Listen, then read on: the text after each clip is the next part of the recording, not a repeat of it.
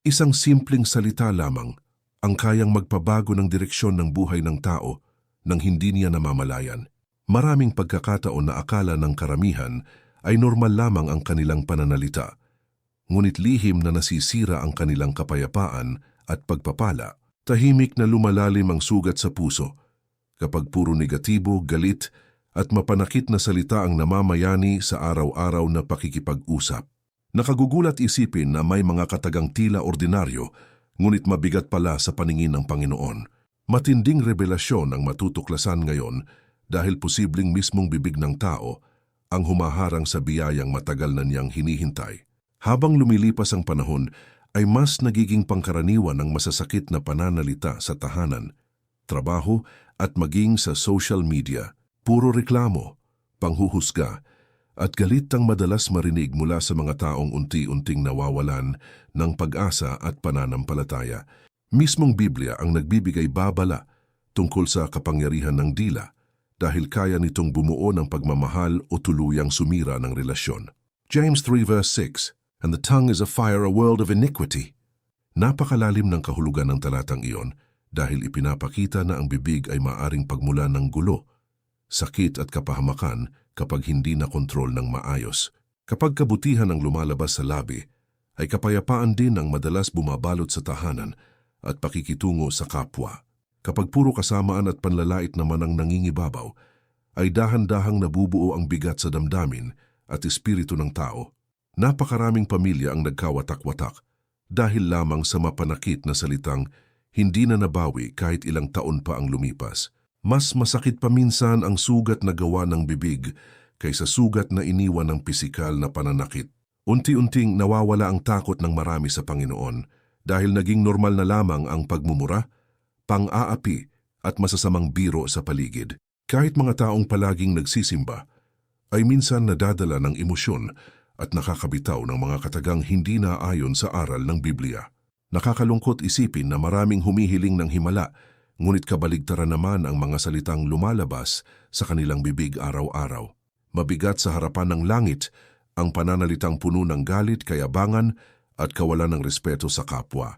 Makapangyarihang paalala ang dala ng usaping ito para sa bawat pusong naghahangad ng tunay na pagbabago at pagpapala. Tahimik na gabi ay kadalasang puno ng luha at pagsisisi mula sa mga taong nasaktan dahil sa matitinding salitang kanilang narinig. Puso ng tao ay madaling mabasag kapag paulit-ulit na tinatamaan ng masasakit na pananalita mula sa mga mahal nila sa buhay. Mahalagang maunawaan na bawat katagang binibitawan ay may epekto hindi lamang sa damdamin, kundi maging sa espiritual na kalagayan ng isang tao. Makapangyarihang aral ang naghihintay para sa sino mang handang baguhin ang paraan ng pagsasalita at mas mapalapit sa Panginoon. Una, mga salitang puno ng sumpa at masamang pananalita. Magaspang na pananalita ay unti-unting nagdadala ng bigat sa damdamin at naglalayo sa puso ng tao mula sa liwanag ng Panginoon. Kapag nasanay ang labi sa pagmumura at masasakit na sambit, ay tila nagiging manhid na rin ang konsensya sa paggawa ng mali.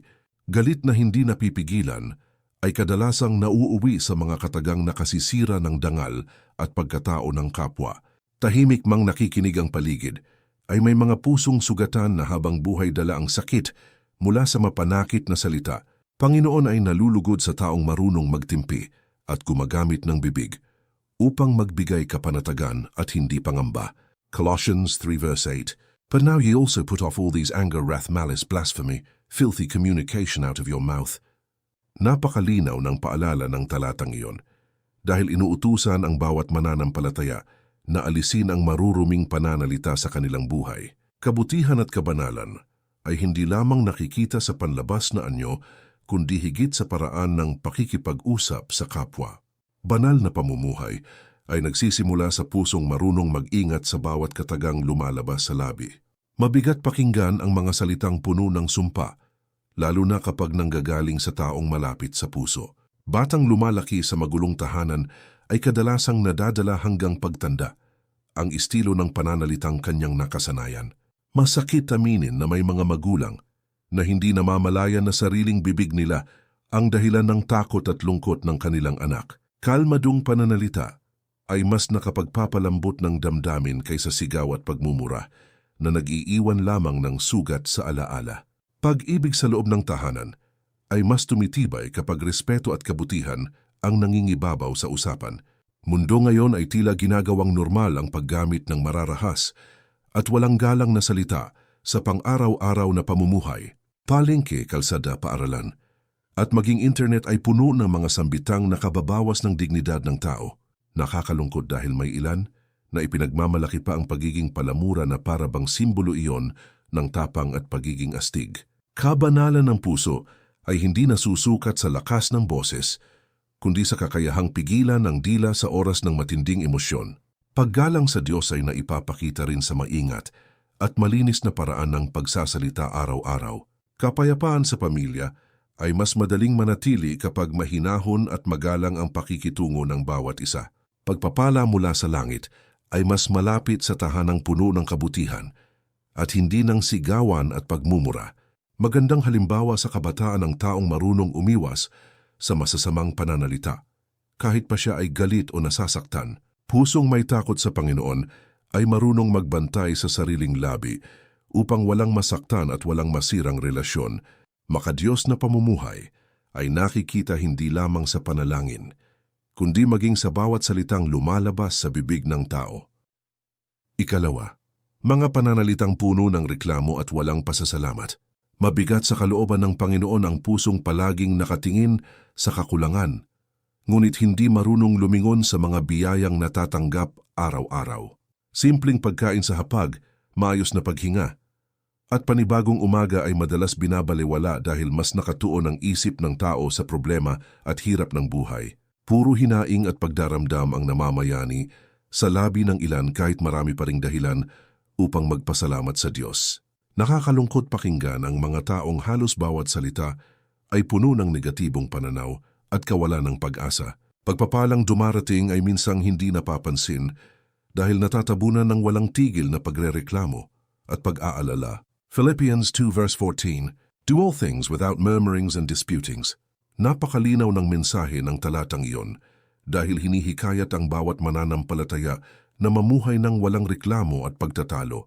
Pasasalamat sa gitna ng pagsubok ay tanda ng malalim na pagtitiwala sa plano at kabutihan ng Panginoon. Matatag na pananampalataya ay nasusukat hindi lamang kapag masaya ang buhay, kundi lalo na kapag mabigat ang pinagdaraanan. Kawalan ng kontento ay unti-unting sumisira sa katahimikan ng isip at nagdadala ng inggit sa puso ng tao. Pagkainis sa maliliit na bagay ay nagiging dahilan kung bakit madaling mawala ang saya sa loob ng tahanan. Minsang may mga taong kumpleto naman ang biyaya, ngunit nananatiling malungkot dahil sanay silang tumingin sa wala kaysa sa mayroon. Pagod ng magulang ay lalo pang bumibigat kapag reklamo lamang ang kanilang naririnig mula sa sariling pamilya. Mabuting pananalita ay parang malamig na hangin na nagbibigay gaan sa damdamin ng mga taong pagod at sugatan. Haraw ngayon ay puno ng paghahambing, kaya maraming puso ang hindi na marunong makontento sa simpleng pamumuhay. Social media ay naging dahilan kung bakit ang iba ay madaling mawalan ng gana sa sariling buhay dahil nakikita nila ang tagumpay ng ibang tao. Tahimik na naiinggit ang ilan habang palalim ng palalim ang reklamo laban sa kanilang sitwasyon.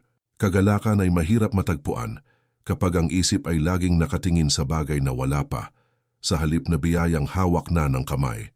Mapagpasalamat na damdamin ay nagdadala ng liwanag kahit sa gitna ng kahirapan at matinding pagsubok. Mas masarap mamuhay kasama ang taong marunong tumanaw ng utang na loob at marunong magpahalaga sa maliliit na biyaya. Pamilyang may pusong mapagpasalamat ay kadalasang mas tahimik, mas masaya at mas matatag sa panahon ng problema. Pag-ibig ng Diyos ay mas nararamdaman ng taong marunong magtiwala kahit hindi pa dumarating ang kanyang hinihiling. Magandang kapalaran ay hindi lamang para sa mayaman, kundi para rin sa pusong marunong makontento at magpasalamat. Makalangit na kapayapaan ang bumabalot sa taong pinipiling purihin ang Panginoon kaysa magreklamo sa bawat pagsubok ng buhay. Ikatlo, mga salitang nanghuhusga at naninira ng kapwa. Mapait pakinggan ang mga katagang naglalayong ibaba ang dangal ng ibang tao upang magmukhang mas mabuti ang sarili sa paningin ng marami. Panghuhusga ay madalas nagsisimula sa simpleng komento hanggang tuluyan ng maging ugali na sumisira sa pagkatao at reputasyon ng kapwa. Mabilis magsalita ang ilang tao tungkol sa pagkakamali ng iba, ngunit hirap makita ang sariling pagkukulang at kasalanan. Tahimik na umiiyak ang maraming puso dahil sa masasakit na opinyon at mapanirang usapan na kumalat sa paligid. Panginoon lamang ang may ganap na karapatang humusga dahil siya lamang ang tunay na nakakakita ng laman ng puso ng bawat nilalang. Matthew 7 verse 1, Judge not that ye be not judged. Napakalalim ng paalala ng talatang iyon dahil ipinapakita na ang mapanghusgang pag-iisip ay maaari ring bumalik sa mismong taong naninira ng kapwa. Kababaang loob ay mas mahalaga kaysa pagiging mapintas sa kahinaan at pagkukulang ng ibang tao. Matuwid na pamumuhay ay hindi nangangailangan ng paninira upang tumaas sa paningin ng lipunan. Usapang puno ng tsismis ay tila apoy na mabilis kumalat at kayang sumunog ng tiwala at pagkakaibigan. Pagkakamali ng isang tao ay hindi dapat gawing aliwan o kwento na paulit-ulit ipinapasa sa iba. Nakakalungkot dahil may mga samahan na nabuo hindi sa pagmamahalan, kundi sa sama-samang paninira sa ibang tao. Mas mabigat ang sugat na dulot ng maling paratang kaysa sugat na nakikita ng mata sa pisikal na katawan. Paggalang sa kapwa ay tanda ng pusong may tunay na takot at pagmamahal sa Diyos. Makabagong panahon ngayon ay puno ng mapanghusgang mata at mapanirang komento lalo na sa internet at social media. Simpleng litrato, pananamit o pagkakamali lamang ay agad pinupuna at ginagawang katatawanan ng maraming tao. Nakaalarma dahil tila nawawala na ang habag at pag-unawa sa damdamin ng kapwa habang lumalakas ang kultura ng panlalait. Pagiging mabuting tao ay hindi nasusukat sa dami ng puna laban sa iba, kundi sa kakayahang umunawa at magpatawad. Mapayapang komunidad ay nabubuo kapag kabutihan at malasakit ang nangingibabaw sa bawat usapan. Pag-ibig ng Panginoon ay hindi namimili ng mayaman, mahirap, maganda o simpleng tao lamang. Pusong marunong umunawa ay mas madaling makakita ng kabutihan kaysa maghanap ng mali sa kapwa. Maayos na pakikitungo ay kayang magpagaan ng dinadala ng isang taong matagal ng sugatan dahil sa panghuhusga ng mundo. Magandang asal ay nakikita sa taong marunong manahimik kaysa magsalita ng bagay na makasisira ng damdamin ng iba. Makalangit na aral ang hatid ng kababaang loob dahil tunay na kadakilaan ay makikita sa pusong marunong magmahal at hindi manira ng kapwa. Ika-4. Mga salitang puno ng kasinungalingan at panlilinlang. Unti-unting nawawala ang tiwala kapag ang bibig ng tao ay nasanay sa pagsisinungaling. Kahit sa maliliit na bagay lamang, malinis na samahan ay madaling masira kapag pandaraya at panlalamang ang namamayani sa pakikitungo sa kapwa. Pansamantalang pakinabang lamang ang naibibigay ng kasinungalingan, ngunit pangmatagalang sakit at kahihiyan naman ang kapalit nito. Nakababahala dahil may ilan na kayang magsinungaling nang walang pag-aalinlangan basta makuha lamang ang sariling kagustuhan. Katotohanan ay mahalaga sa harapan ng Panginoon dahil sumasalamin iyon sa kalinisan ng puso at intensyon ng isang tao. Proverbs 12 verse 22. Lying lips are abomination to the Lord, but they that deal truly are His delight. Napakalinaw ng talatang iyon dahil ipinapakita na kasuklam-suklam sa Panginoon ang mga labi na puno ng panlilinlang at panloloko. Tapat na pamumuhay ay mas nagbibigay kapayapaan kaysa buhay na punong-puno ng pagtatago at pagkukunwari. Malinis na konsensya ay bunga ng pusong pinipiling magsabi ng totoo kahit mahirap at masakit minsan ang katotohanan. Tahimik na nasisira ang pagkakaibigan kapag natuklasan ng isang tao na siya ay niloko o pinagsinungalingan ng taong pinagkatiwalaan niya. Pamilya ay nawawalan ng matibay na pundasyon kapag kasinungalingan ang laging namamagitan sa bawat usapan sa loob ng tahanan. Napakaraming relasyon ang nagwakas dahil sa lihim na pagtataksil at paulit-ulit na panlilinlang. Mas mahirap ibalik ang tiwala kaysa humingi ng tawad matapos mabunyag ang katotohanan. Pagiging tapat ay tanda ng respeto, hindi lamang sa kapwa kundi maging sa Panginoong nakakakita ng lahat. Makabagong lipunan ay puno ng mapanlinlang na salita na ginagamit upang makapang-uto at makalamang sa iba. Negosyo, politika at maging social media ay minsang nagiging lugar ng pagpapanggap at huwad na imahe upang makakuha ng papuri at atensyon. Nakakalungkot dahil may mga taong mas pinipili ang kasikatan at pakinabang kaysa katapatan at dangal. Pusong marunong magsabi ng totoo ay hindi kailangang matakot dahil wala itong itinatagong kasalanan o panluloko. Kabanalan ng pagkatao ay mas nakikita sa simpleng katapatan kaysa sa magagarbong salitang walang katotohanan. Kapayapaan ng isip ay mas madaling maranasan ng taong walang lihim na kasinungalingang kinatatakutan, mabunyag anumang oras. Pagpapala ng Diyos ay mas malapit sa taong pinipiling mamuhay ng may integridad at katapatan sa lahat ng pagkakataon. Mabuting reputasyon ay hindi nabibili ng pera, kundi nabubuo sa pamamagitan ng pagiging totoo sa salita at gawa. Maayos na kinabukasan ay nakasalalay sa pusong marunong umiwas sa panlilinlang at pandaraya sa kapwa. Makalangit na biyaya ang naghihintay sa taong pinananatiling malinis ang kanyang labi, konsensya at buong pagkatao. 5. Mga salitang puno ng kayabangan at pagmamataas. Mataas na tingin sa sarili ay unti-unting naglalayo sa tao mula sa pagpapakumbabang nais makita ng Panginoon sa bawat mananampalataya. Pagmamataas ay madalas nagsisimula sa simpleng pag-angat ng estado sa buhay hanggang tuluyan ng mawalan ng respeto sa kapwa. Nakakalungkot makita ang ilang taong nakakalimot lumingon sa pinanggalingan kapag nakaranas na ng tagumpay at kasaganaan. Pusong mapagmataas ay hirap tumanggap ng pagkakamali dahil palaging nais maging tama at mas mataas kaysa sa iba.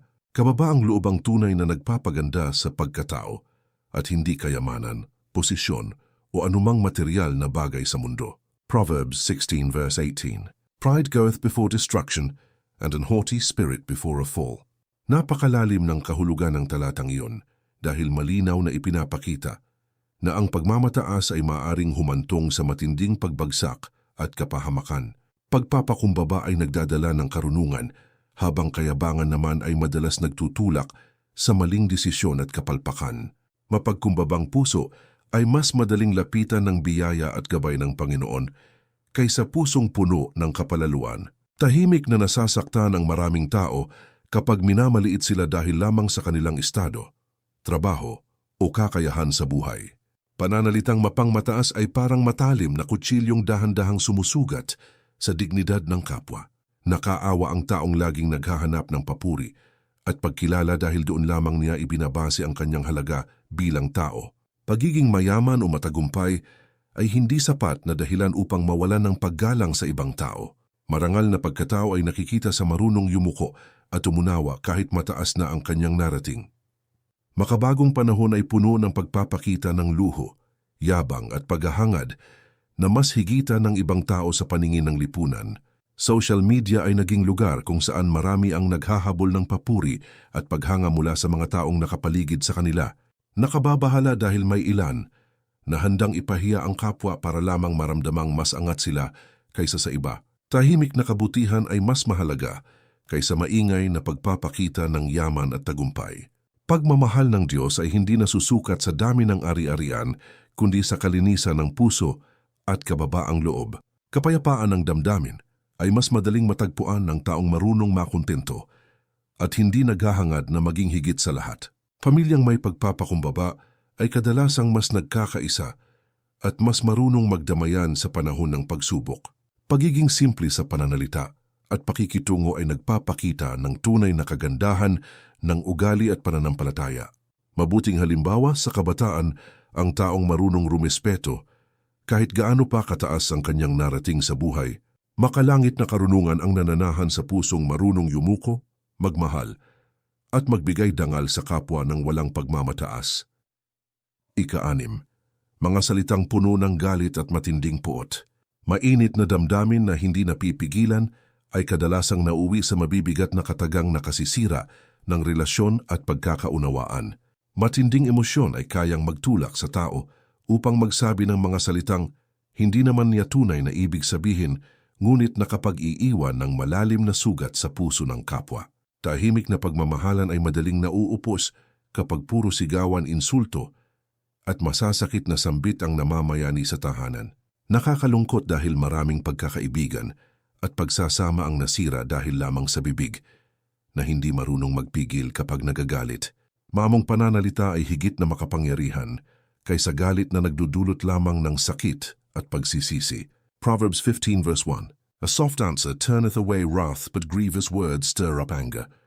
Napakaganda ng mensahe ng talatang iyon dahil ipinapakita na mahinahong sagot ang kayang magpatahimik ng tensyon at hidwaan. Magaspang na pananalita ay parang apoy na mabilis lumalaki kapag sinabayan pa ng init ng ulo at matinding emosyon. Mapayapang puso ay mas nakapag-iisip ng tama kaysa pusong nilalamon ng matinding galit at hinanakit. Mabibigat na salitang binibitawan sa oras ng pagkainis ay madalas hindi na mababawi kahit pa humingi ng tawad matapos lumipas ang panahon. Pusong sugatan ay maaaring maghilom, ngunit alaala ng masasakit na sinabi ay nananatili pa rin sa isipan ng taong nasaktan. Nakaawa ang mga batang lumalaki sa tahanang puno ng sigawan at masasakit na usapan dahil dala nila iyon hanggang sa kanilang pagtanda. Pagkontrol sa emosyon ay hindi kahinaan, kundi tanda ng malalim na pag-unawa at respeto sa damdamin ng kapwa. Tahimik na pakikinig ay minsang mas mabisa kaysa pakikipagtalo na lalo lamang nagpapalala ng alitan. Makabagong lipunan ay tila nasanay na sa mararahas na pananalita, lalo na kapag may hindi pagkakaunawaan sa internet at social media. Simpleng hindi pagkakasundo ay agad humahantong sa murahan, pang-iinsulto at panlalait na nakadadagdag lamang sa gulo ng mundo. Nakababahala dahil unti-unting nawawala ang kahinahunan habang mas lumalakas ang impluensya ng galit sa maraming tao. Pag-ibig at pag-unawa ay mahirap manatili sa pusong laging puno ng matinding puot at hinanakit. Kalmadong pagharap sa problema ay mas nakapagbibigay liwanag kaysa init ng ulong walang naidudulot na mabuti. Kapayapaan sa loob ng tahanan ay nagsisimula sa bibig na marunong magsalita ng may pag-iingat at kabutihan. Pagpapala mula sa Panginoon ay mas madaling maramdaman kapag pagmamahal at pag-unawa ang nangingibabaw sa bawat usapan. Ikapito, mga salitang puno ng inggit at masamang paghahangad. Mapanirang damdamin ng unti-unting nabubuo kapag ang puso ay laging nakatingin sa tagumpay at biyayang tinatanggap ng ibang tao. Masakit para sa ilan na makitang umaangat ang kapwa, kaya nauuwi sila sa masasamang salita at lihim na pagnanais na bumagsak ang iba. Tahimik na kapaitan ang dahan-dahang sumisira sa kapayapaan ng isip. Kapag inggit ang nangingibabaw sa damdamin ng isang tao, nakakalungkot dahil may mga samahan at pagkakaibigan na nauuwi sa pagkasira dahil lamang sa selos at paghahambing.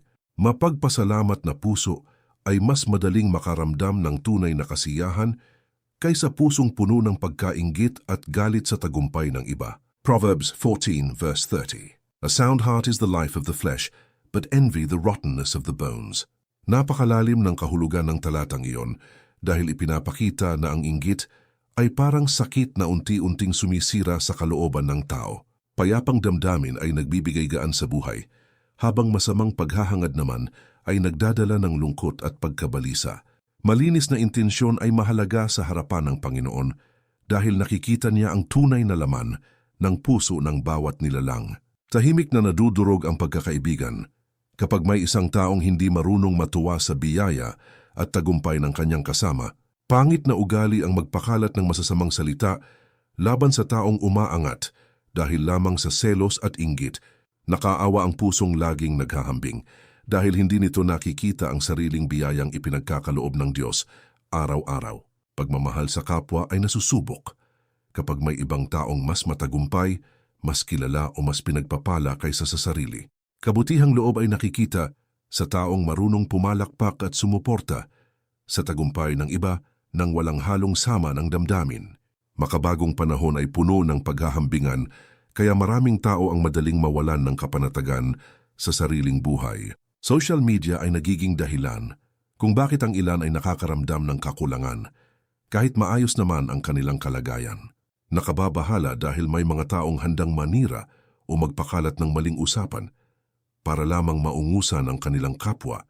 Tahimik na kasiyahan ay mahirap matagpuan kapag ang isip ay abala sa pagtingin sa buhay ng ibang tao. Pagkakaroon ng kontentong puso ay higit na mahalaga kaysa walang tigil na paghahangad sa bagay na hawak ng iba. Kapayapaan ng kalooban ay mas madaling maranasan ng taong marunong magpasalamat sa sariling biyaya at kakayahan. Pamilyang nagtutulungan at nagsusuportahan ay mas nagiging matatag kaysa tahanang puno ng selos at kompetisyon. Pagpapala ng Panginoon ay dumarating sa tamang panahon, kaya hindi kailangang mainggit sa tagumpay ng ibang tao. Mabuting damdamin ay nakapagbibigay inspirasyon at nagdadala ng liwanag sa mga taong nakapaligid sa isang mapagmahal na puso. 8. Mga salitang puno ng kawalan ng pananampalataya at pagdududa sa Diyos. Mabigat sa espiritu ng tao kapag puro takot, pangamba, at negatibong pananalita ang namamayani sa bawat araw ng kanyang buhay. Kawalan ng pagtitiwala sa kapangyarihan ng Panginoon ay kadalasang lumalabas sa pamamagitan ng mga salitang puno ng pag-aalinlangan at panghihina ng loob. Nakakalungkot marinig ang mga taong agad sumusuko at nagsasabing wala ng pag-asa, kahit hindi pa nagsisimula ang laban sa buhay. Pusong walang pananampalataya ay madaling lamunin ng takot kapag dumating ang matinding problema at pagsubok. Matatag na paniniwala sa Diyos ang nagbibigay lakas upang magpatuloy kahit mahirap at mabigat ang sitwasyong kinakaharap. Mark 9 verse 23. If thou canst believe, all things are possible to him that believeth. Napakalakas ng mensahe ng talatang iyon dahil ipinapakita na walang imposible sa taong tunay na nananalig sa kapangyarihan ng Panginoon. Pag-asa ay nananatiling buhay kapag marunong magtiwala ang tao sa plano ng Diyos, kahit hindi niya agad nauunawaan ang nangyayari sa kanyang paligid. Matibay na pananampalataya ay parang ilaw na nagbibigay direksyon sa gitna ng dilim at kaguluhan ng buhay. Tahimik na nasisira ang loob ng isang tao kapag palagi niyang sinasabing hindi niya kaya, wala siyang mararating o pabigat lamang siya sa iba. Masasakit na karanasan sa buhay ay minsang nagiging dahilan upang mawala ng tiwala ang tao sa kabutihan at awa ng Panginoon. Nakaawa ang pusong matagal nang nabubuhay sa pangamba dahil hindi nito maramdaman ang kapayapaang nanggagaling sa tunay na pananampalataya. Paglapit sa Diyos sa oras ng kahinaan ay mas mahalaga kaysa tuluyang mawalan ng pag-asa at sumuko sa problema. Mapanalanging puso ay nakakahanap ng lakas kahit maraming unos at paghihirap ang dumarating sa buhay. Makabagong panahon ay puno ng balita tungkol sa kaguluhan, kahirapan at matitinding pagsubok, kaya madaling mawalan ng pag-asa ang maraming tao. Social media ay minsang nagiging dahilan ng labis na takot dahil puro negatibong pangyayari at problema ang nakikita ng isip araw-araw. Nakababahala dahil may ilan na mas pinipiling maniwala sa pangamba kaysa sa mga pangako at salita ng Diyos na nasa Biblia. Kapangyarihan ng pananampalataya ay unti-unting humihina kapag mas pinakikinggan ng tao ang takot kaysa pananalig sa Panginoon. Matiwasay na damdamin ay mas madaling maranasan ng taong marunong magtiwala sa gabay at awa ng Diyos. Kapayapaan ng puso ay hindi nakukuha sa dami ng pera o tagumpay, kundi sa matibay na relasyon sa Panginoon. Pamilyang sama-samang nananalangin ay mas nagiging matatag sa gitna ng problema at matinding pagsubok ng buhay. Bawat salitang lumalabas sa bibig ng tao ay may kakayahang magbigay liwanag o magdala ng dilim sa buhay ng kapwa at maging sa sariling puso. Panginoon ay hindi lamang tumitingin sa panlabas na anyo, kundi maging sa paraan ng pakikipag-usap at tunay na laman ng damdamin ng bawat nilalang. Mabigat man aminin ay maraming pagkakataon na ang mismong labi ng tao ang nagiging dahilan ng pagkasira ng relasyon, pagkawala ng kapayapaan at paglayo sa biyaya ng langit. Pagbabago ng buhay ay nagsisimula sa pusong marunong magpakumbaba at humingi ng gabay mula sa Diyos araw-araw. Makapangyarihang hakbang ang pag-iingat sa pananalita dahil bawat kataga ay may bunga na maaring bumalik sa nagsalita. Psalm 19 verse 14. Let the words of my mouth and the meditation of my heart be acceptable in thy sight, O Lord, my strength and my Redeemer. Napakagandang paalala ng talatang iyon dahil ipinapakita na maging ang salita at iniisip ng tao ay mahalaga sa harapan ng Panginoon. Malinis na pananalita ay sumasalamin sa pusong may tunay na takot, pagmamahal at pananampalataya sa Diyos. Kabutihang lumalabas sa bibig ay kayang maghilom ng sugatang damdamin at magbigay pag-asa sa mga taong pinanghihinaan ng loob. Tahimik na pakikibaka ang dinadala ng maraming tao, kaya napakahalaga ng mahinahon at mabuting pananalita sa araw-araw na pakikitungo. Mapagmahal na salita ay maaring maging dahilan upang muling lumakas ang loob ng isang taong halos sumuko na sa bigat ng kanyang dinadala. Pag-ibig ng Diyos ay mas nararamdaman kapag kabutihan, pag-unawa, at respeto ang nangingibabaw sa bawat usapan sa loob ng tahanan. Matuwid na pamumuhay ay hindi lamang nakikita sa pagdarasal, kundi pati sa paraan ng pagsasalita sa kapwa kahit walang nakakakita. Makalangit na kapayapaan ang dumarating sa pusong marunong umiwas sa masasamang sambit at pinipiling pairalin ang kabutihan. Panibagong umaga ay laging pagkakataon upang baguhin ang maling nakasanayan at magsimula ng mas malinis na pamumuhay sa harapan ng Diyos. Pusong marunong magtimpi at mag-ingat sa pananalita ay mas madaling mapuno ng biyaya, pag-asa at tunay na kagalakan. Pagpapala ng Panginoon ay hindi malayo sa taong marunong magmahal, magpatawad at magsalita ng may kabutihan at paggalang. Mabuting halimbawa sa pamilya at kapwa ay nagsisimula sa simpleng pagpili ng maayos at makadiyos na pananalita araw-araw.